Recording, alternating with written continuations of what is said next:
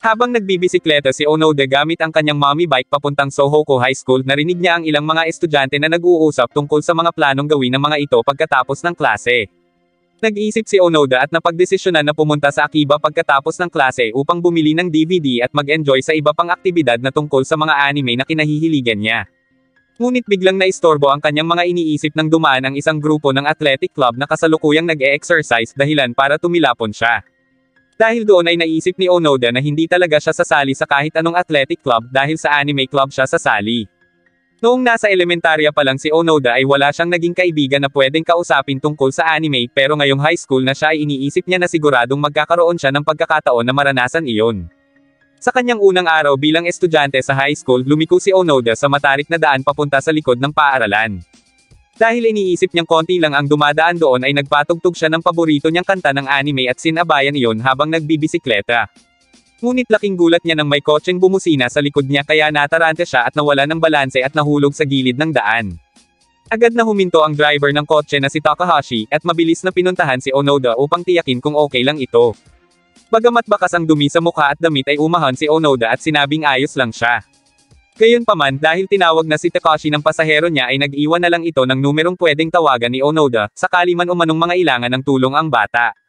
Habang nagmamaneho, sinabi ni Takashi na hindi niya inaasahan na may magbibisikleta sa daang iyon pero napangisi lang si Ima Izumi at sinabing naaawa siya sa lalaki sapagkat hirap iyon sa pagpadyak gamit lang ang mommy bike at hindi ang 10-gear road bike. Dagdag pa nito na hindi dapat dumaan doon si Onoda dahil masyado iyong matarik at nakahilig ng higit sa 20% na anggulo. Sa paaralan, dahil sa pagsisimula ng bagong taon ay tumatanggap ang Bicycle Racing Club ng mga bagong aplikante mula sa mga estudyanteng nais sumali. Tinanong ng isa sa mga senior members si Kinjo kung ano ang opinyon nito tungkol sa mga bagong miyembro, kaya sumagot ito na isa sa mga iyon ay okay pero sana raw ay magkaroon pa sila ng isang bagong maipagmamalaki. Dismayado naman si Onoda nang makita ang isang anunsyo na nakapaskil sa pintuan na nagsasabing ang anime club ay sinuspende na dahil sa kakulangan ng mga miyembro. Hindi napigilan ni Onoda na maiyak matapos malaman ang nakakagulat na balita dahil umasa siyang makakahanap na siya ng mga kaibigan na makakausap niya tungkol sa anime at manga. Dalawang babae ang napadaan sa pasilyo kung saan naroon si Onoda at napag-usapan ng mga ito ang tungkol sa sinuspendeng club kaya nakuha nila ang atensyon ng ating bida. Iniisip niya na baka interesado rin ang dalawa sa pagsali kaya hinikayat niya ang mga ito ang humanap ng iba pang mga miyembro upang mabuksan muli ang club. Ngunit tumanggi ang dalawa at sinabing meron na silang sasalihang club. Natigilan si Onoda nang malamang athletic club ang sasalihan ng mga iyon kaya umalis na lang siya para pumunta sa Akiba. Dahil naawa kay Onoda ang mas mabait na babae ay binigyan niya ito ng impormasyon tungkol sa oras ng susunod na biyahe ng bus. Bagamat nahihiya dahil sa hindi inaasahang pag-aalala ng babae, pinilit ni Onoda na tiyakin dito na kaya niyang makarating sa Akiba gamit ang kanyang bisikleta. Habang naglalakad ay biglang nagkaroon ng pag-asa at determinasyon si Onoda, at inisip nito na unang araw pa lang naman kaya hindi siya dapat mawalan ng pag-asa na makahanap ng mga miyembro na maaaring maging interesado. Sa ibang bahagi ng paaralan, naisip ni Ima Izumi na saka na lang pumunta sa Bicycle Racing Club pag nakatapos ng magpakitang gilas ang mga baguhan na nais ding maging miyembro.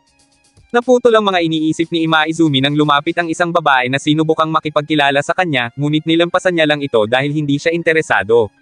Habang nagpapatuloy sa paglalakad ay binati pa rin siya ng babae at sinabing napanood nito ang huling karera niya na nag-second place siya. Gayunpaman para kay Ima Izumi pagdating sa road racing ay wala nang ibang mahalaga kundi ang unang pwesto. Pagkarating sa locker room ay biglang nahulog ang form ni Ima Izumi kaya naalala ulit nito ang tungkol sa pagpapasa niyon at inisip na kailangan niyang sumali sa race para makakompetensya muli ang tumalo sa kanya noon. Upang makamit ang layuning iyon, nagbihis siya ng kanyang cycling gear at kinuha ang kanyang bisikleta para mag-ensayo mag-isa. Sa sobrang seryoso ni Ima Izumi ay hindi niya napansin si Onoda na naroon sa tabi niya dahil doon ito napiling dumaan papuntang Akiba. Nagkasabay palang bumaba ang dalawang siklista mula sa likurang gate at mula doon ay sinubukang makipagkaibigan ni Onoda pero sinungitan lang ito ni Ima Izumi. Gayunpaman pinayuhan ni Ima Izumi si Onoda na delikado sa kalyeng iyon dahil masyadong mataas ang slope. Ngunit tinanggihan ito ni Onoda at sinabing ayos lang dahil iyon ang mas madaling daan papunta sa Akiba. Dahil doon ay hinayaan na ito ni Ima Izumi at nagpatuloy na sa pagbibisikleta, at doon pa lang ito nagulat nang mapagtanto na pupunta si Onoda sa Akihabara gamit lang ang bisikleta. Kinumpirma yun ni Onoda na kasalukuyang nasa likuran niya kaya sinabi niyang huwag iyong damaykit sapagkat delikado at pinayuhan na mag-tren na lang. Hindi pa rin nakinig si Onoda hanggang sa bigla itong tumilapon sa daan. Gayunpaman, ayos lang iyon para kay Onoda dahil sa halip na mamasahe ay ilalaan niya na lang sa mga bibilhin niyang mga laruan ang kanyang pera. Dahil doon ay bumalik na si Imaizumi sa kanyang bisikleta pero napalingon siya nang sumigaw si Onoda na naiwan nito ang pitaka sa school.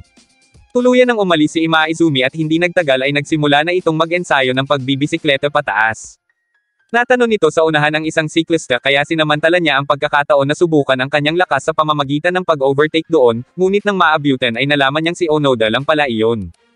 Pagkatapos ng pag-insayo ay naligo na si Imaizumi, at doon ay napaisip ito ng bahagya kung paanong ang isang payak na bisikleta ay nakakaahon sa slope na iyon. Kinabukasan sa paaralan, lihim na tinangka ni Onoda na magpaskil ng mga flyer na ginawa niya para sa anime club pero nabitawan niya ang mga iyon matapos siyang aksidenteng matusok ng thumbtacks. Nakita siya ng dalawang babae na nakausap niya kahapon at dahil sa kahihiyan ay naglakad na siya papunta sa isang silid. Sinundan siya doon ng dalawa at tinawag siya sa apelyido niya kaya nagtaka siya kung paano niya nalaman ang pangalan niya. Inamin ng babae na sinundan niya si Onoda kahapon dahil may gusto siyang itanong dito pero bago iyon ay nagpakilala muna ito bilang Miki Kanzaki at ang kaibigan naman nito ay si Aya. Pagkatapos ay tinanong na ni Miki kung talaga bang nagbisikleta lang si Onoda papunta sa Akiba pagkatapos ng klase kahapon. Nagkamali ng intindi si Onoda at inisip na kaya tinanong ni Miki ang tungkol sa pagpunta niya sa Akiba ay dahil hilig din nito ang anime. Nilinaw ni Miki na tungkol sa bisikleta ang nais niyang itanong kaya sinabi ni Onoda na naputol ang kadena ng bisikleta niya nang makagaling siya sa Akiba. Nainis si Aya dahil iniisip niyang nagsisinungaling lang si Onoda sapagkat imposible umano na kayanin nito na magbisikleta lang mula doon hanggang Akiba na may layo na 70 kilometro balikan.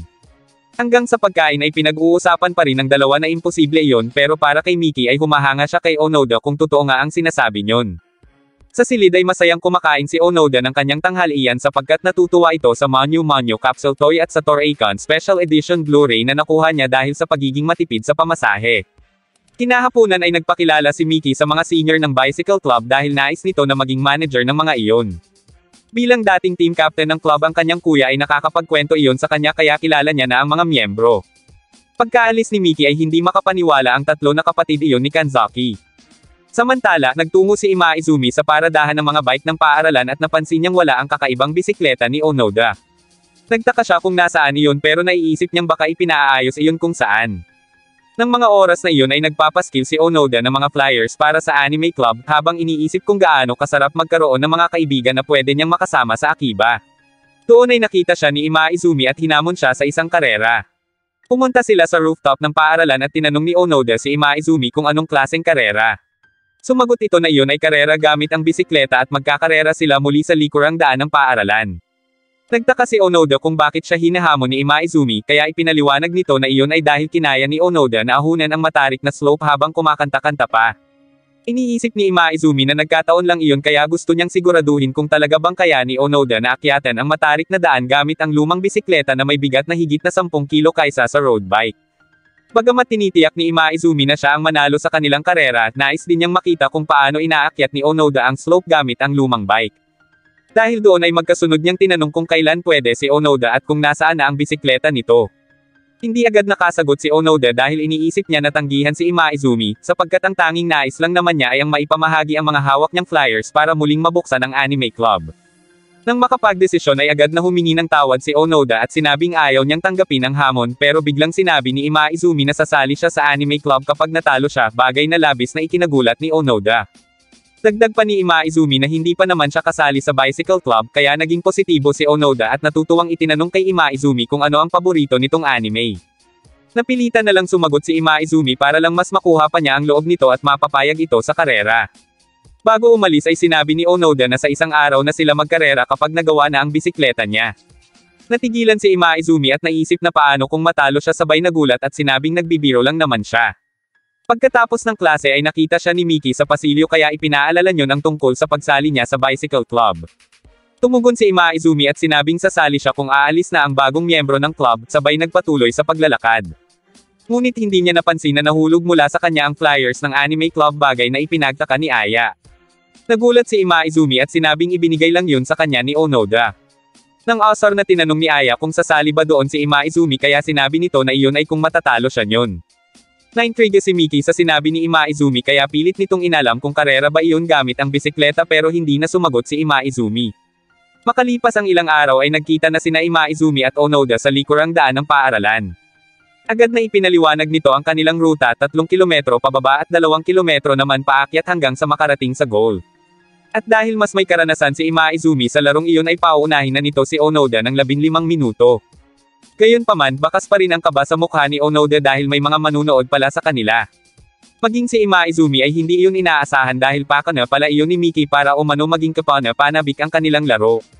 Sinubukang paalisin ni Imaizumi ang mga kamag-aral sapagkat napansin niyang nahihiya si Onoda. Nilapitan ito ni Miki para palakasin ang loob at sinabing kung matatalo nito si Imaizumi ay magiging sikat din ito. Dahil doon ay bahagyang lumakas ang loob ni Onoda kaya ikinabit na ni Imaizumi ang cyclocomputer sa bisikleta nito na siyang susukat sa bilis, layo, at oras ng nalakbay. Ibinigay na ni Miki ang hudyat sa pagsisimula ng karera kaya nagsimula ng pumadyak si Onoda. Nang mga oras na iyon ay isinasaisip ni Onoda na kailangan niyang manalo upang makakuha siya ng miyembro para sa anime club. Iyon ang naging motibasyon ni Onoda kaya binilisan nito sa pagpadyak hanggang sa mapagtanto niya na kasing bilis niya na ang takbo ng isang scooter. Hindi nagtagal ay narating niya na ang dulo ng 3 kilometro at laking gulat niya nang makitang 10 minuto pa lang ang nagagamit niya sa ibinigay na partida ni Imaizumi. Iniisip ni Onoda na baka nagkamali lang iyon ng kalkulasyon at tinangkapan na hintayin doon si Imaizumi, ngunit nanaig ang layunin niya na mabuhay muli ang anime club. Nagsimula ng magbisikleta pataas si Onoda habang si Imaizumi naman ay mag-uumpisa pa lang sa 3 kilometrong patag na daan. Sa sobrang bilis nito ay natapatan nito ang takbo ng isang kotse. Nang mga oras na iyon ay nakakaramdam na si Onoda ng hirap sa pagpidal pero nagpapatuloy pa rin ito nang biglang may lumipad na uwak sa kanyang gilid kaya muntik na itong sumemplang. Dahil doon ay nagdahan-dahan na siya at kumalma pero laking gulat nito nang makitang nasa likod niya na si Imaizumi.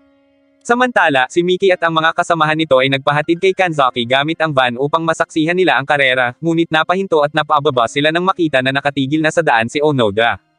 Dismayadong sinabi ni Onoda na naunahan na siya ni Imaizumi, at hindi niya inaasahan na ganoon iyon kabilis magbisikleta. Biglang nilapitan ni Miki si Onoda at pinababa ito sa bisikleta upang i-adjust ang taas ng upuan nito, habang sinasabi na kung hindi siya magmamadali ay hindi niya maaabutan si Imaizumi. Pagkatapos ay pinasubukan na nito kay Onoda ang bisikleta, ngunit nagtaka si Onoda kung bakit hindi sumasayad sa lupa ang mga paa niya. Sinabi ni Miki na tama lang iyon nang sa ganon ay makuha nito ang kaukulang lakas mula sa taas ng upuan. Matapos ang paliwanag ni Miki ay doon palang napagtanto ni Onoda na tama ito, at ngayon lang niya nalaman ang tungkol doon. Hindi nagtagal ay sinubukan na ni Onoda ang pagpidal. Noong una ay nahirapan ito pero nang makapag-balance na ay nakapagpidal na siya ng mabilis sa paakyat na daan. Dahil doon ay nadagdagan ang kaalaman ni Onoda tungkol sa bisikleta, at ngayon ay masasabi niya na hindi pa tapos ang karera. Sa loob ng sasakyan ay sinabi ni Kanzaki na may kakaibang kakayahan si Onoda sa pagpidal, at iyon umano ang gustong malaman ni Imaizumi. Napansin nito na si Onoda ay hindi naglalagay ng bigat sa pagpedal, hindi rin tumatayo at hindi nagsiswing. Umakyat lang si Onoda sa slope gamit ang cadence, ang pag-ikot ng kanyang pagpidal. Ang high cadence climb ang naging estilo ng nakaraang nanalo sa Tour de France na gumawa ng 130 rotations kada minuto habang inaakyat ang burol. Ngunit kumpara doon ay isa lamang baguhan si Onoda kaya inisip ni Imaizumi kung hanggang saan ito kakayanin at kung hanggang saan ito tatagal. Nagawa ng maabyutan ni Onoda si Imaizumi, at doon ay napansin nito ang pagtaas ng upuan ng bisikleta ni Onoda. Mas binilisan pa ni Imaizumi ang pagpadyak pero nagulat ito nang makitang naaabutan pa rin siya ni Onoda. Hindi makapaniwala si Imaizumi na nasasabayan pa siya ni Onoda ng cadence nito, at napansin din niya na mas maliit ang front gear ng bike nito. Iniisip nila na pinalitan iyon ng mga magulang ni Onoda para hindi masyadong makagala ang bata, sapagkat kapag mas maliit ang front gear ng bisikleta ay hindi iyon makakatakbo ng mabilis. Ibig sabihin, kinakailangan ng maraming pagpedal para makalayo. Dahil doon ay sinabi ni Imaizumi sa kanyang sarili na hindi magtatagal ay mauubos din ang lakas ni Onoda at babagal na rin ang cadence nito. Gayunpaman, dahil nabanggit kanina ni Onoda kina Miki na mula grade 4 pa lang ay nasa kanya na ang bike na iyon, ibig sabihin ay sanay na ito at madali na lang para dito ang umakyat sa burol gamit ang mabigat na bisikletang iyon. Maya-maya pa ay muling napantayan ni Onoda si Imaizumi kaya naman inilagay na nito ang lahat ng kanyang bigat sa pagpedal para bumilis at muling mauna, at iyon ang tinatawag na pendulum dancing. Ngunit para kay Miki, ang ganoong teknik ang uubos sa lakas ng isang siklista, pero dahil 20 metro na lang ang matarik na slope at 400 metro ang paikot, sa tingin nito ay kakayanin naman iyon ni Imaizumi. Sa mga oras na ito, nakakaramdam na si Onoda ng pagod at pananakit ng katawan, pero sa halip na sumuko ay nagpatuloy lang ito sa pagpedal hanggang sa umaksi na muli ang pagitan nilang dalawa. Nang malapit na sila sa goal, napangiti si Imaizumi sapagkat iniisip nito na napahanga siya ni Onoda, at sinabi sa sarili na nagkamali siya ng inakala sa bata. Hindi niya naisip na kakayanin nitong makipagsabayan mula sa pambihira nitong cadence, ang lakas nitong dalhin ang mabigat na bisikleta, at ang patuloy na pagpepedal. Gayunpaman kulang na kulang umano ang tibay ng cardiorespiratory ni Onoda sapagkat wala naman itong sapat na training. Habang mas lalo silang lumalapit sa goal, isang butas sa kanal ang hindi napansin ni Imaizumi dahilan para tumagilid ang bike nito, at dahil doon ay muling nakahabol si Onoda.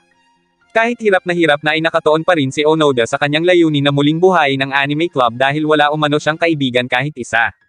Ngunit sa pagtatapos ng karera ay si Imaizumi pa rin ang nagwagi. Agad namang nilapitan ni Namiki ang pagod na si Onoda para alukan na uminom ng tubig. Pagkatapos ay binati nila ito at sinabing wala itong dapat ipanghinayang sapagkat bumilib sila kay Onoda dahil nagawa nitong makipagkarera gamit lamang ang kanyang bisikleta, at pati na ang gear nito. Nagtaka si Onoda kung anong ibig sabihin ni Miki tungkol sa gear ng bisikleta niya kaya ipinaliwanag nito na mas maliit iyon kesa sa pangkaraniwan. Doon naalala ni Onoda na sinabi noon ng kanyang ina na may konti silang binago sa bike niya. Napansin naman niya noon na mabagal ang takbo niyon pero hindi niya napinansin at nagpatuloy na papuntang Akiba. Huling binati ni Miki si Onoda, at dagdag pa ni Kanzaki ay kahit papaano ay napahirapan umano nito si Imaizumi kanina. Dahil sa naganap na karera ay naging usapan si Onoda sa loob ng silid ng bicycle club. Kinahapunan, malungkot na nagbisikleta si Onoda pauwi dahil iniisip nito na malabo naman talagang sumali si Imaizumi sa anime club. Kinabukasan ay iniabot na ni Onoda ang ipinahiram na cyclocomputer ni Imaizumi pero sinabi nito na sa kanya na lang iyon bagay na ikinatuwa nito. Pagkatapos ay iminungkahi ni Imaizumi na sumali si Onoda sa cycling club dahil magaling naman umano ito sa pagpepedal kaya may potensyal ito. Natuwa si Onoda sa sinabi ni Imaizumi dahil noon lang siya nakatanggap ng ganoong papuri pero hindi pa rin naalis dito na ayaw nito sa athletics. Tumayo si Imaizumi at sinabing hindi naman niya pinipilit si Onoda sapagkat hindi rin naman ito pwedeng magbisikleta ng walang determinasyon dahil masusugatan lang ito, kaya si Onoda pa rin umano ang magdedesisyon para sa sarili. Bago tuluyang lumabas sa silid ay sinabi ni Imaizumi na marami siyang kakilala sa middle school noon na doon din nag-aaral kaya susubukan niyang kausapin at kumbansihin ang mga iyon na baka sakaling maging interesadong sumali sa anime club na pinipilit buhayin at buuin ni Onoda. Hiniling din nito na sana ay magkaroon ito ng mga kaibigan bagay na ikinatuwa ng ating bida. Maya-maya pa ay nagbisikleta na si Onoda papuntang Akiba. Nagpapasalamat siya dahil binigyan siya ni Imaizumi ng cyclocomputer at natutunan niya ang halaga ng taas ng upuan kaya inisip niyang mas mapapadali na ang biyahe niya papunta sa Akiba. Ngunit naalala niya na noong inaakyat niya ang burol kasama si Imaizumi ay may kakaibang saya siyang naramdaman. Nagpatuloy si Onoda sa pagpadyak hanggang sa mapansin niya na mabilis na siya ngayong nakarating sa Akiba. Agad niyang pinlano ang kanyang mga gagawin doon kaya ipinaroda niya na ang bike sa gilid nang biglang may isang lalaki ang pumansin sa bisikleta niya. Para sa lalaki ay masyadong simple ang bike ni Onoda pero kung titingnan umano ang laspag na grip, gasgas na pedal, ang service brakes, at ang tamang posisyon ng upuan ay masasabi nito na maganda ang bisikletang iyon.